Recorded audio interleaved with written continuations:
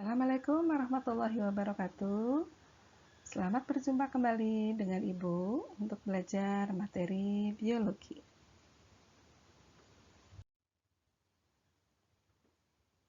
Pada video kali ini kita akan mempelajari materi metabolisme, khususnya adalah anabolisme. Disimak ya.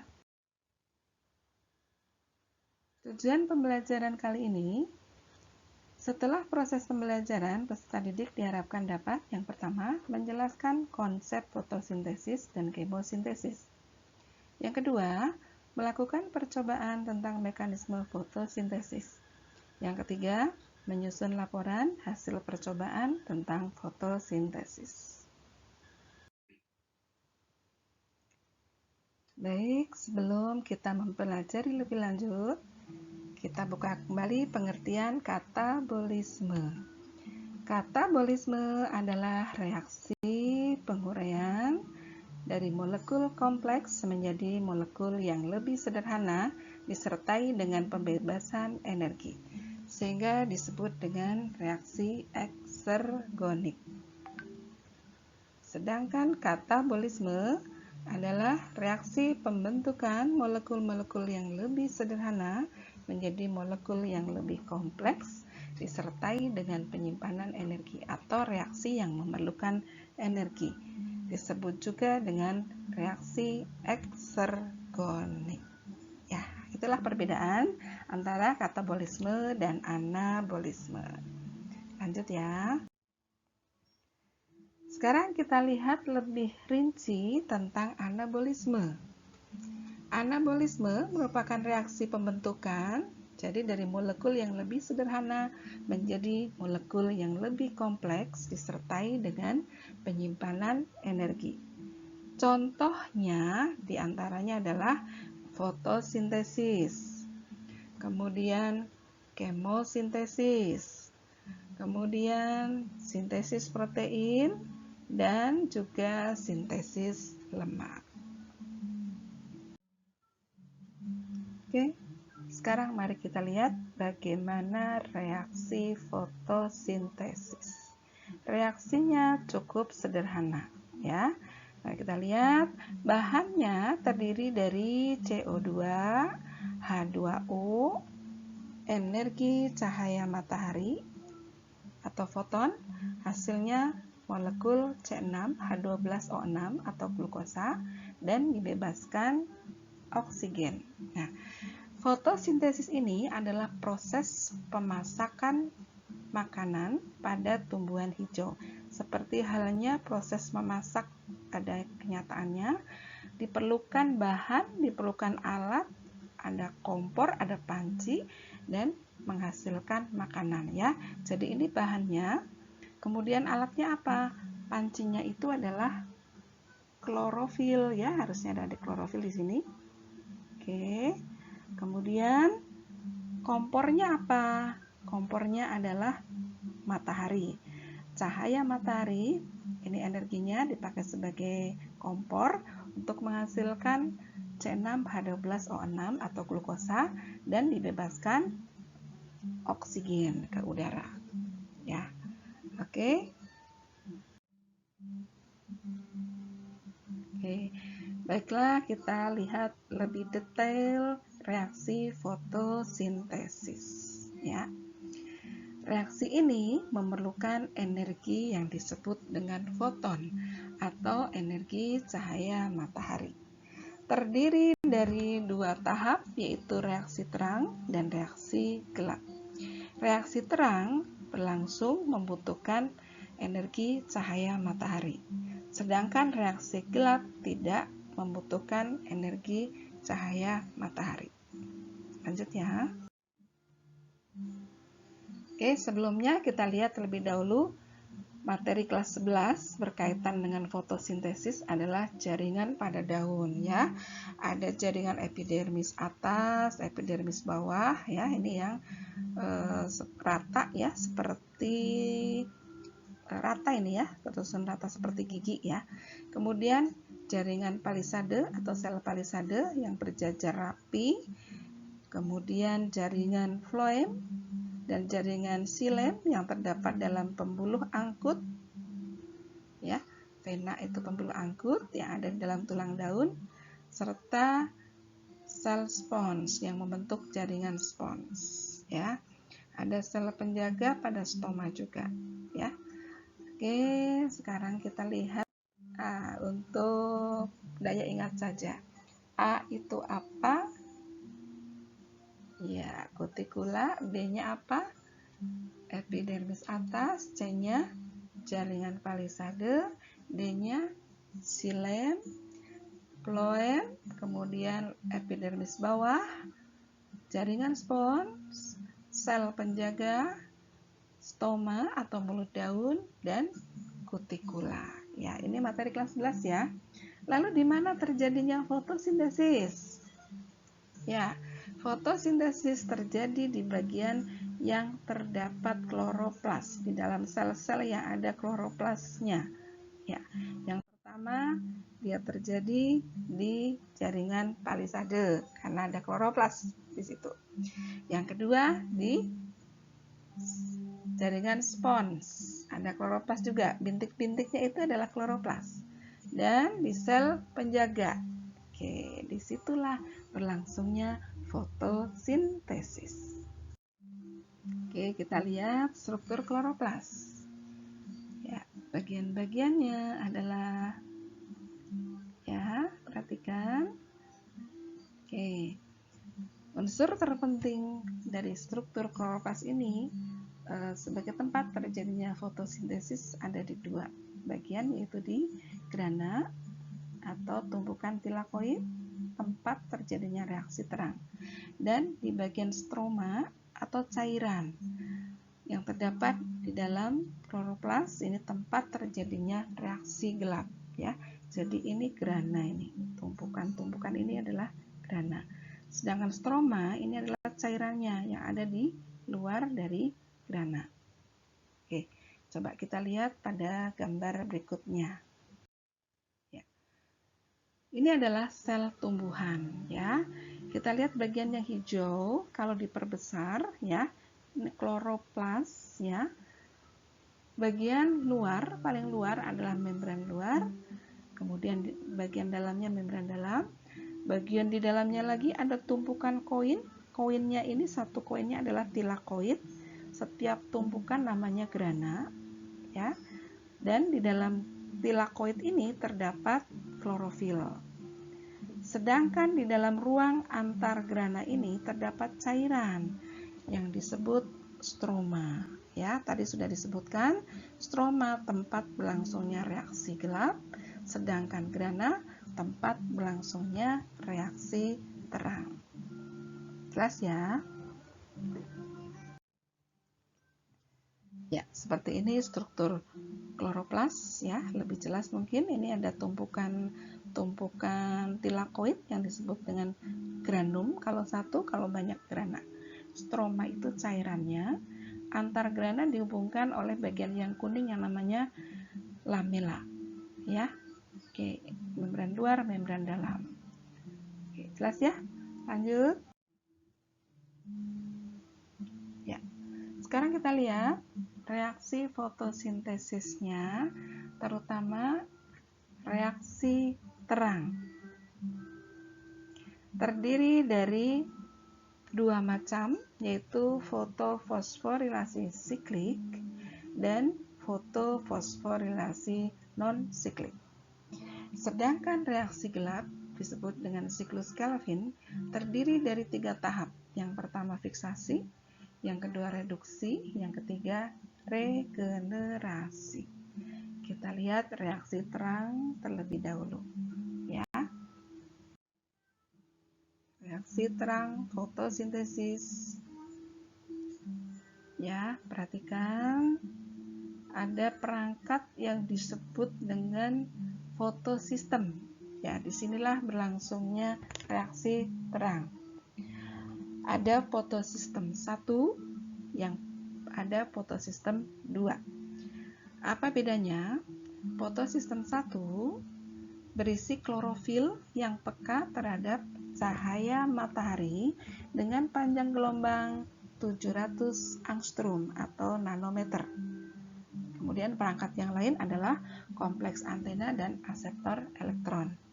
Sedangkan fotosistem 2 terdiri dari klorofil yang peka terhadap cahaya matahari dengan panjang gelombang 680 angstrom atau nanometer, ya, sehingga disebut dengan P680.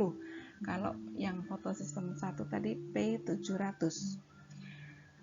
Bagian yang lain sama, kompleks antena dan aseptor elektron, ya. Kalian masih ingat panjang gelombang ini dibedakan, ya. Cahaya matahari kalau didispersi dengan menggunakan prisma, maka akan keluar bias cahayanya menjadi mejiku hibiniu, merah, jingga, kuning, hijau, biru, dan ungu. Nah, cahaya mana yang paling tepat untuk dipakai fotosintesis adalah cahaya yang panjang gelombangnya 680 cahaya merah dan panjang gelombang 700 angstrom atau ungu, ya. Ini yang paling tepat dipakai untuk fotosintesis, ya, dari fotosistem 1 dan 2. Ya, Ibu ingatkan ya. Jadi reaksi ini adalah reaksi terang. Reaksi terang membutuhkan perangkat fotosintesis yang disebut fotosistem. Ya, kita lanjutkan. Oke, kita mulai dari fotofosforilasi siklik. Ya, perhatikan skema pada gambar ini. Ada siklus di sini, ya. Fotosistem 1 berarti klorofilnya peka terhadap cahaya dengan panjang gelombang 700 angstrom atau 700 nanometer, ya. Pada saat klorofil ini terkena foton atau energi cahaya matahari, dia akan mengeluarkan elektron, ya. Elektronnya keluar di klorofil tersebut. Kemudian dia akan menuju ke rantai reaksi redox, ya. Di sini ada pigmen peridoksin, plastoquinon, sitokrom, plastosianin, ya, dan terjadilah perubahan dari senyawa ADP dengan penambahan fosfat dari pengaruh elektron tersebut menjadi senyawa ATP. Kemudian elektronnya keluar, kembali lagi ke klorofil, ya. Nah, siapa organisme mana yang mengalami peristiwa fotofosforilasi siklik? Ya, ini terjadi pada mikroorganisme berklorofil. Contohnya adalah alga bersel 1 yang berklorofil, contohnya seperti ganggang chlorella, dan bakteri berklorofil. Ya, jadi terjadi pada mikroorganisme berklorofil. Oke, jelas ya? Lanjut. Ya, seperti inilah bagannya dari P700 ini terkena energi cahaya matahari, elektronnya keluar ke aseptor elektron, kemudian terbentuklah molekul ATP, molekul elektronnya kembali lagi ke klorofil. Jelas ya? Lanjut. Ya, sama ini. Kemudian sekarang kita lihat berikutnya adalah fotofosforilasi non-siklik. Ya. Jadi kalau tadi berputar kembali elektronnya, kalau sekarang perhatikan bedanya ya. Pada saat daun terkena foton, ya, maka yang terjadi di dalamnya adalah klorofil mengeluarkan elektron. Tapi pada saat daun terkena foton ini, ya, ingat ya, bahannya tadi ada H2O. Terjadilah peristiwa fotolisis air atau penguraian air, di mana molekul air H2O terurai menjadi ion H+ dan O2 atau oksigen. oksigennya keluar ke udara bebas. Tetapi ion H+-nya, perhatikan, dia akan mempengaruhi pembentukan dari senyawa NADP menjadi NADPH2, senyawa berenergi tinggi. Ya. Kemudian elektronnya juga akan berpengaruh terhadap klorofil. Kemudian keluar dari klorofil setelah terkena foton, dia akan menuju ke rangkaian pigmen plastoquinon dan plastocyanin, sehingga terbentuklah molekul dari ADP menjadi ATP. Ya. Jadi ada berapa yang dihasilkan, ada berapa macam. Yang pertama oksigen, kemudian ATP dan NADPH2. Ya. Mudah-mudahan jelas ya. Coba kita lihat dari bagian yang sederhana ini, ya. Oke, ini langsung pada saat terkena foton, fotosistem 1, fotosistem 2. Nah, pada fotosistem 1 terjadi fotosistem 2 terjadi fotolisis air, penguraian air, keluar oksigen dan H+ ya. Kemudian elektronnya berjalan terus bentuklah ATP. Kemudian elektron keluar dari fotosistem 1, terbentuklah NADP dari ion H+ ini. Ya, lebih bagus lagi nih gambarnya ya. Oke, coba diulang sekali lagi. Pada saat terkena foton, baik fotosistem 2 maupun fotosistem 1, perhatikan ya. Terutama pada fotosistem 2, kita lihat terlebih dahulu ya. Pengaruhnya apa? Fotolisis air. Hasilnya apa? Oksigen dan ion H+. Elektronnya menuju ke sini, kemudian keluar, karena terkena foton ini keluar. Menuju ke rantai redoks, tadi ada pigmen ya di sini ya. Dan terbentuklah senyawa ATP. Elektronnya kembali keluar dari rangkaian ini menuju ke fotosistem. Ya, pada saat terkena foton, elektronnya keluar menuju rangkaian pigmen yang 2 tadi, membentuk senyawa berenergi baru, yaitu NADPH2. Ditambah dari H2-nya dari sini ya, dari ion H+ ini. Oke, mudah-mudahan jelas ya. Kalau kita lihat bagannya, ya seperti ini ya. Hasil akhirnya adalah, hasilnya apa? Hasilnya adalah yang pertama oksigen keluar dari daun melalui stomata ke udara. Kemudian yang kedua ATP. Yang ketiga NADPH2. Nah, jadi yang tetap berada di situ setelah ini keluar dari grana menuju ke stroma, ATP dan NADPH2-nya menuju ke stroma. Sedangkan oksigen keluar ke udara bebas. Jelas ya? Nah, mari kita lihat hasilnya atau produk dari reaksi terang. Ya. Yang pertama molekul ATP, yang kedua NADPH2. Dua molekul ini nanti keluar dari grana, dia akan masuk ke stroma dan akan dipakai sebagai sumber energi pada reaksi gelap. Dan yang ketiga oksigen, ini akan keluar ke udara bebas. Ya. Nih ya, ATP dan NADPH2 akan keluar menuju stroma untuk sebagai sumber energi pada reaksi gelap atau siklus Kelvin. Jelas ya? Oke, kita lanjutkan berikutnya. Oke, sekarang kita lihat sebelum masuk ke tahap reaksi gelap. Rangkaian dari reaksi terang dan reaksi gelap bisa digambarkan dengan skema seperti ini ya.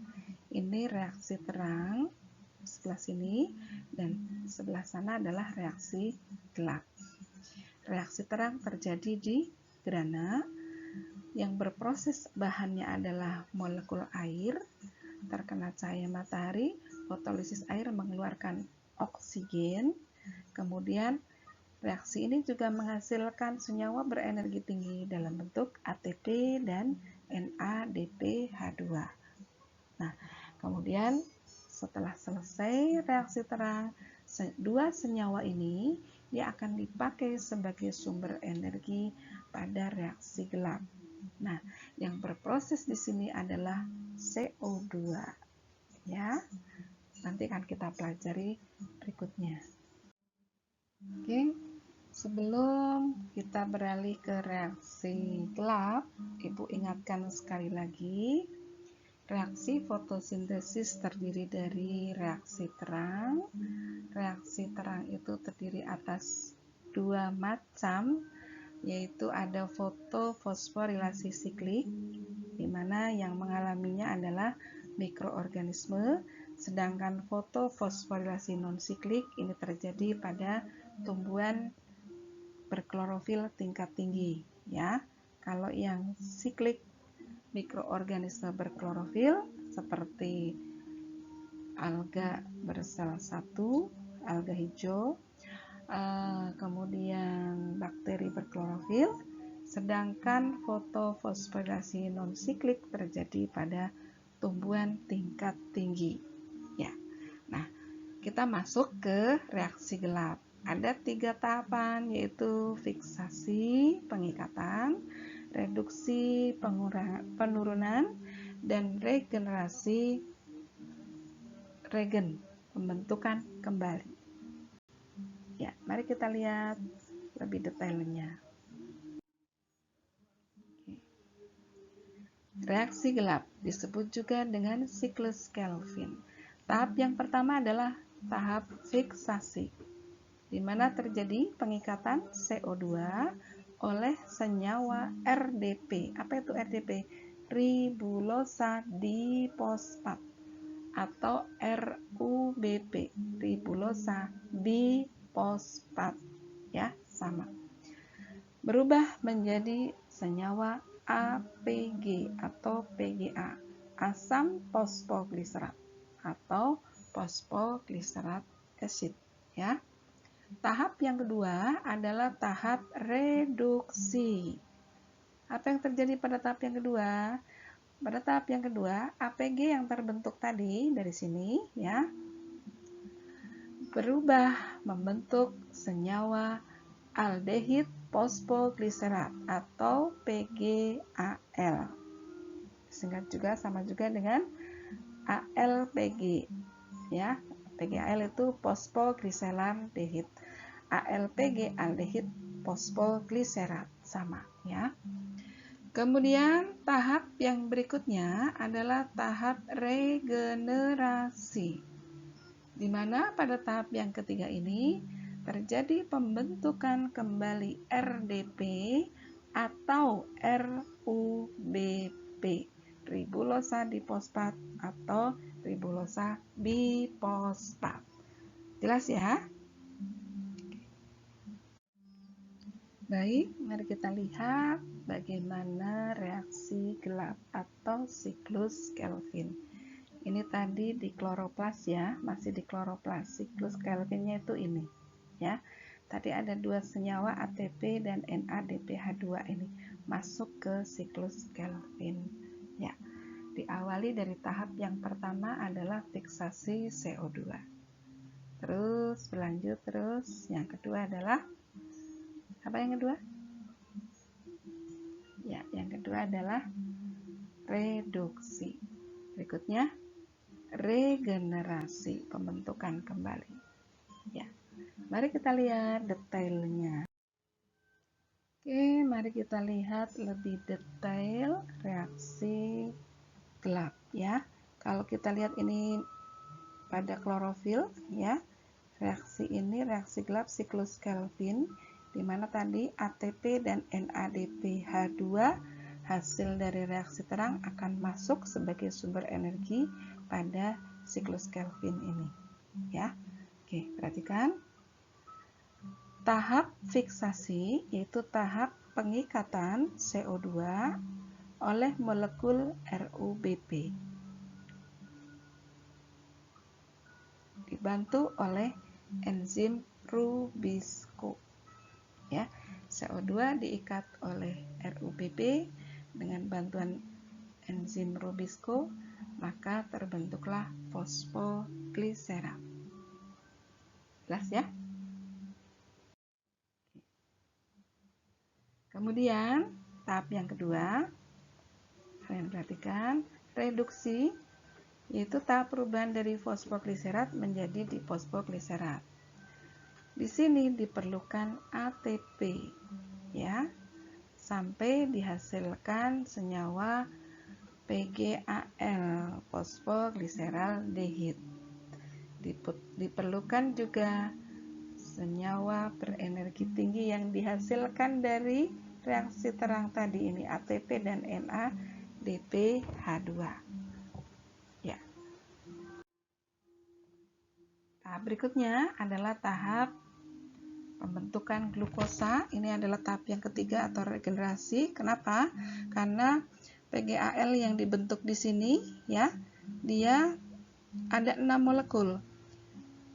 Yang 5 kembali lagi dia akan membentuk RuBP sehingga disebut dengan regenerasi. Tetapi yang satu gugus dia akan membentuk senyawa glukosa.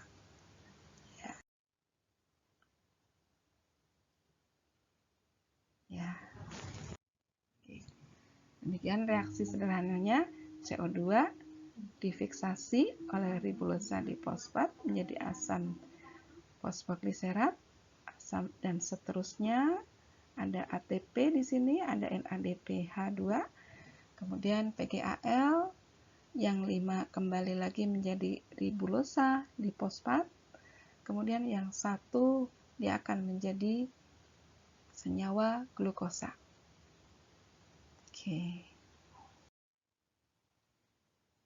Oke, kita lihat kembali dari awal ya, untuk mengingatkan saja nih ya. Jadi reaksi fotosintesis dari bahannya CO2, H2O dihasilkan C6H12O6 ditambah oksigen dengan bantuan energi foton dari cahaya matahari dan berlangsung di dalam klorofil. Ya. Oke, kita lihat resume.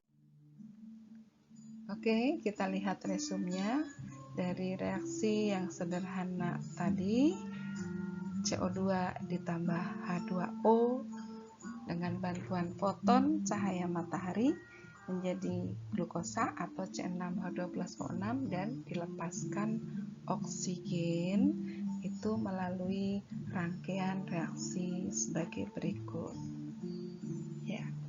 Yang bereaksi terlebih dahulu adalah molekul air, ya.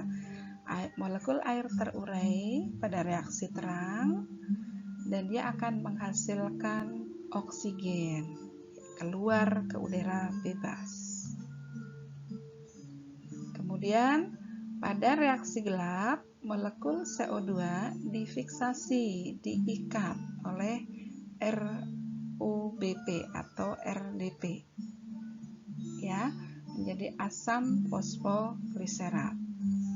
Selanjutnya, pada reaksi gelap tersebut juga terjadi tahap reduksi, di mana pada tahap ini asam fosfogliserat menjadi difosfogliserat, kemudian menjadi PGAL, senyawa fosfogliseraldehid. Ya, dan selanjutnya pada tahap regenerasi, molekul PGAL tadi akan membentuk C6H12O6 ya, dan kembali terbentuk RuBP tadi ya.